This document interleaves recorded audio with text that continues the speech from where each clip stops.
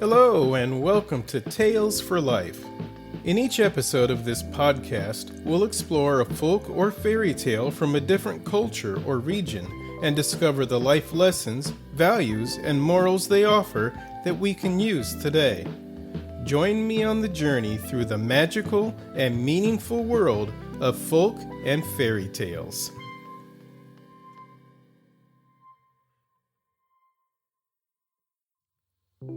Hello, story lovers, and thank you for joining me for another episode of Tales for Life, the podcast that journeys through life one tale at a time. We're still early in the new year, the time when we're still looking at future goals and plans, so it's a great time for this episode, one that I've titled, Follow Your Dreams, Wherever They Take You.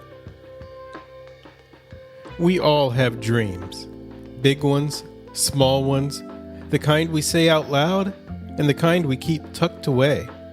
And, if we're being honest, most of us don't really chase them. We dabble. We take a class, watch a video, read an article, maybe buy a gadget that makes us feel like we're on our way. But then life steps in, and that's usually where the momentum stops.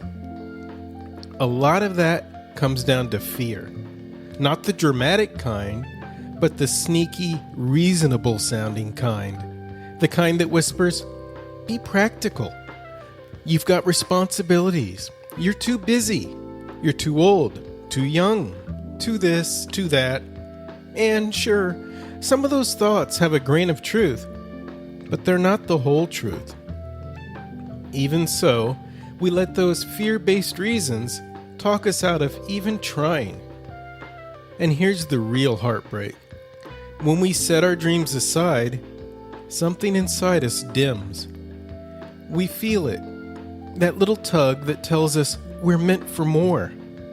And while that feeling can be uncomfortable, it's also a reminder that there's still something worth leaning toward, something that's waiting for us to pick it back up, a dream we need to follow.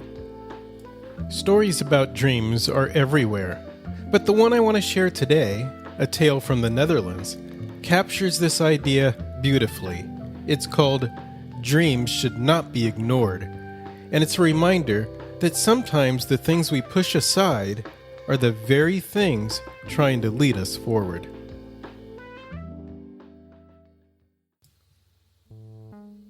A young man living in Dordrecht had squandered all the wealth inherited from his father and had fallen deeply into debt. In these sad circumstances, he did not know where to turn or what he should do next. He spent many sleepless nights. Exhausted by his worries, he finally fell into a fitful slumber. He saw a person before him who told him to travel to Kampen, where he would meet someone on the bridge. He should do whatever this person told him to do. Only in this manner would he be able to recover from his miserable condition.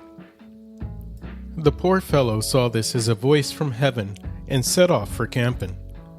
Arriving safely, he spent most of the day walking back and forth on the bridge, but he did not see anyone who wanted to strike up a conversation with him.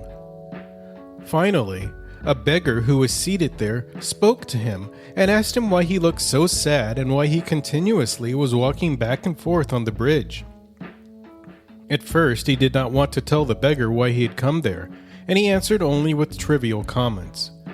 But then, seeing in the beggar an honest and decent person, he related to him the whole story as to why he was there. He finally said, I am lost if God does not come to my aid with a miracle.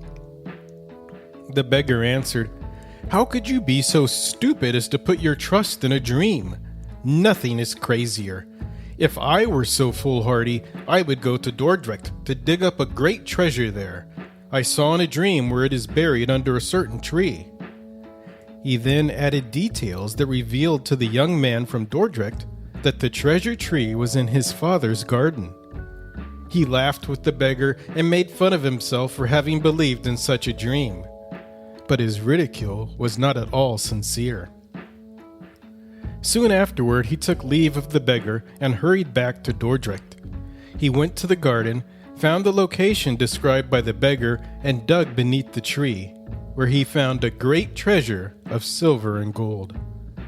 With this, he paid off his debts, and for the rest of his life lived in comfort and pleasure.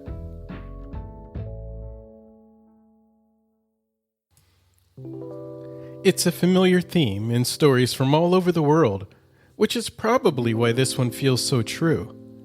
On the surface, it's a tale about wealth and a young man trying to fix the mess he's made. But underneath all of that is something much more universal, the insistent pull of a dream we've been ignoring. And just like the young man in the story, those dreams don't leave us alone. They nudge us, they whisper, they keep us pacing the metaphorical bridge in our own lives. Sure, his sleepless nights came from poor choices with money, but the message still lands. When we turn our backs on the things that matter most to us, they have a way of following us around. Which brings us to the second point. Ignoring those dreams doesn't just stall us, it wears us down. In this story, that misery shows up in the form of the beggar. We don't know how long he pushed aside his own dream, but we can see exactly where it left him. And while most of us aren't in danger of ending up on the street because we didn't chase a dream, we can end up feeling that way on the inside.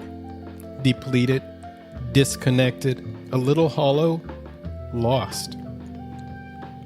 And then there's the heart of the whole tale. Following your dreams will, not might, not maybe, will pull you out of your comfort zone. It's uncomfortable. It's uncertain. It asks something of us. But it's also the only way that little spark inside us ever gets the chance to become something bigger. Staying comfortable might feel safe, but it won't take us anywhere new. And it certainly won't take us where we need to be. So as you head into the week, maybe take a moment to listen for that small voice inside you, the one that's been tugging at your sleeve for a while now. You don't have to overhaul your life or leap into something dramatic. Just take one small step toward the thing that lights you up. One step is all it takes to remind that spark it hasn't been forgotten. And who knows? Like the young man in the story, you might discover there's treasure waiting for you in a place you've walked past 100 times. Until next time, keep following that dream of yours. And I'll meet you back here for the next episode of Tales for Life.